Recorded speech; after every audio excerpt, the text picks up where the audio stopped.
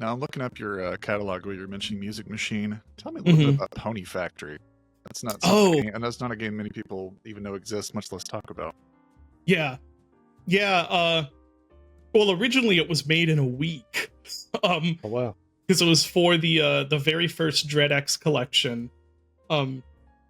Which the whole premise of that was like, okay, we'll pay a bunch of horror developers for a week's worth of work, and you'll make your it was, the idea was like you're making your own like playable trailer for a larger game.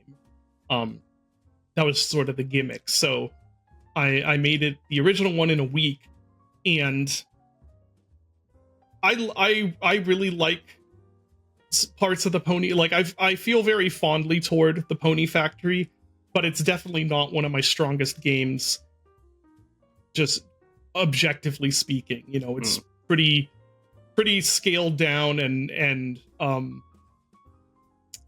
it's pretty bare bones and kind of just gets the job done.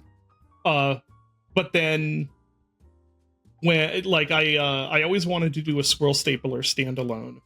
And I was thinking of just skipping the Pony Factory standalone, but then I had this thought of like, oh, my brother could use some work right now.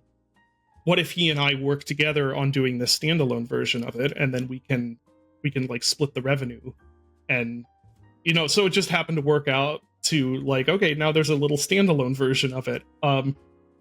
So yeah, I am fond of it. I like all of because I was experimenting with a lot of little things, like, oh, I've always wanted to do a high contrast black and white game, so it's high contrast. I've, you know, always wanted to experiment with the Doom 3 flashlight idea. And like, you know, I like this idea of like taking, no, I wouldn't say I like it, but I find it gruesomely fascinating, this idea of like taking the human body and reshaping it into like a different creature. And then later with the standalone version, it was like, I really want to write more in this world, like really just go off the deep end in terms of how stupid and goofy it is.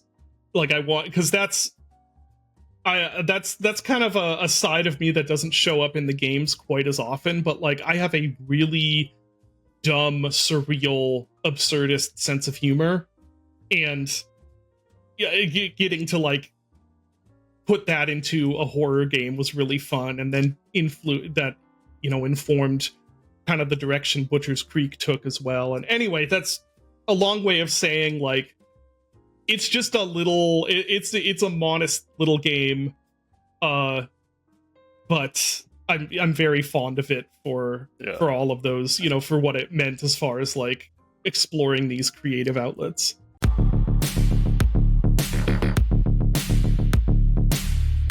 I love Secret Agent Wizard Boy. I wish that I was a bit, so I am part of that game, but for the most of the boots on the ground actual development, that's kind of Johnny and Evan are the main voices there. So it's really their game. I just, you know, helped it.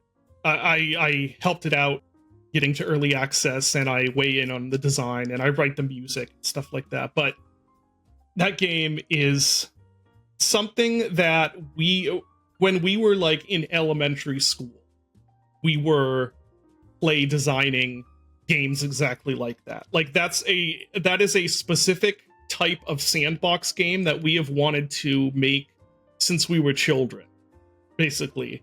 And it's just great to make that and actually have it be even wilder and even more broken than we intended when we started it, and have that be an actual thing that exists that other people play and are like, yeah, this is the hardest that I've laughed in years.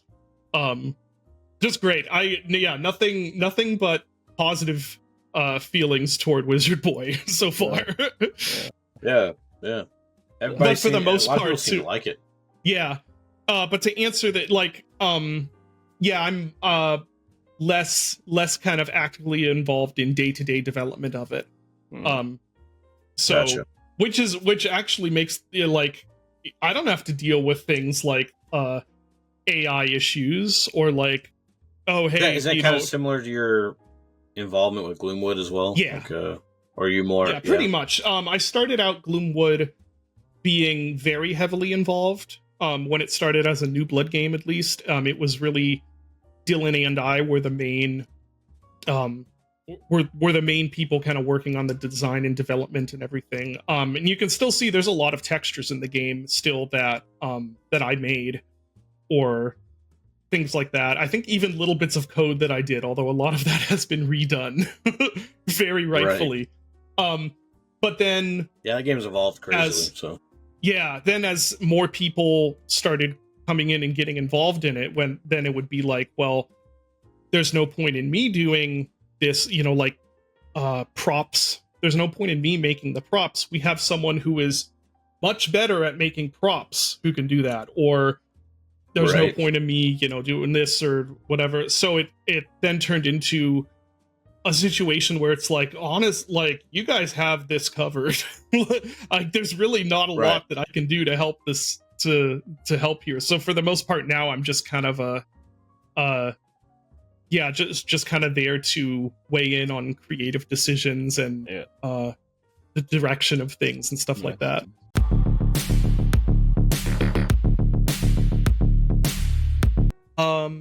Yes. Okay. Do tell. So yeah. So in terms of horror, I actually think I'm gonna for the next year or two, maybe even 3, be backing off from horror a little bit. Oh. Just because I want to do other stuff.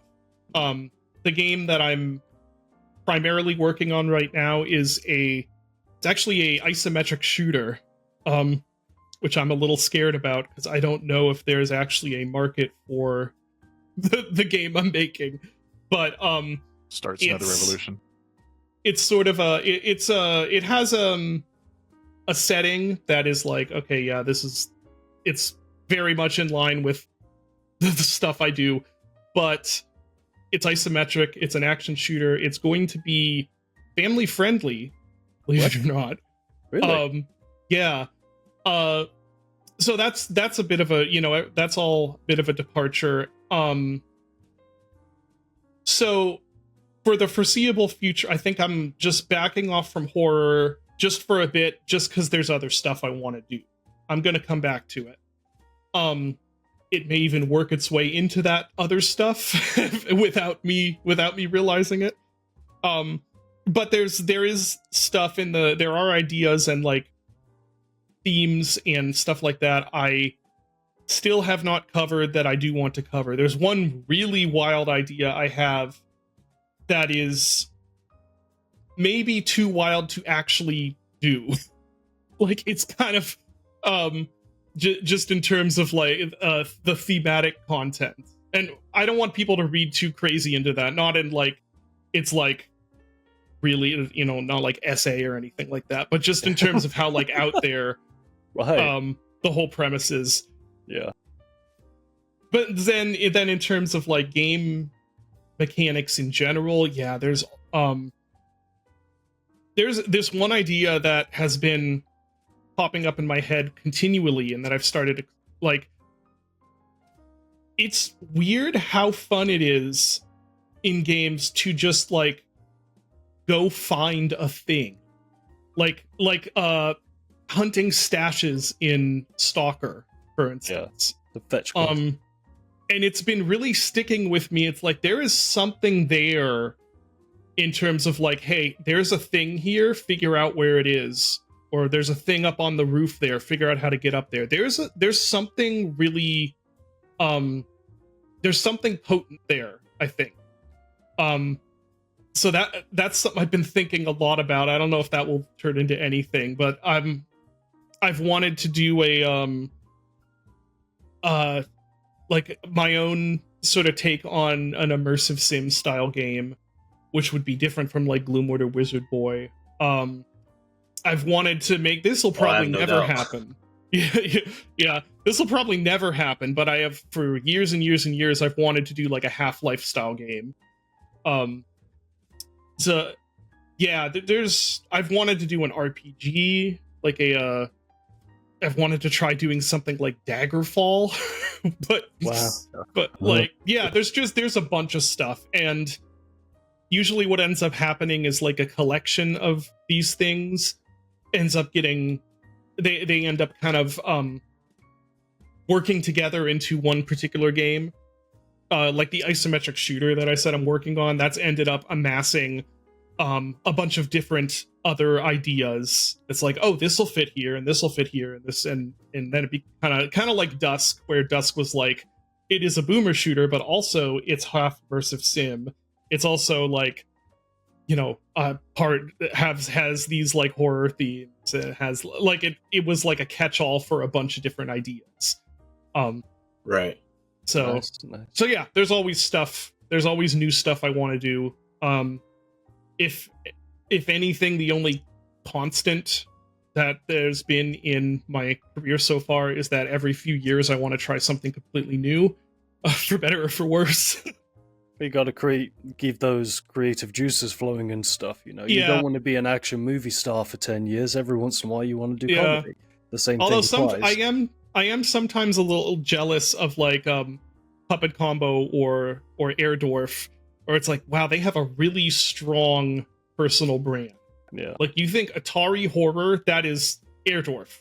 That they own, they don't own it, but it's like that is their thing that they've cultivated and It's made. like the go-to or like, example of it. Yeah. yeah, or like a Puppet Combo. It's like they, you know, they are the guy for 80s slasher survival horror inspired games. It's like a very strong brand. I'm like, well, I've made a bunch of stuff. It's all kind of all over the place. Yeah. Yeah, it sounds like my YouTube channel. I don't have one thing. Let's do a lot of different stuff. Yeah.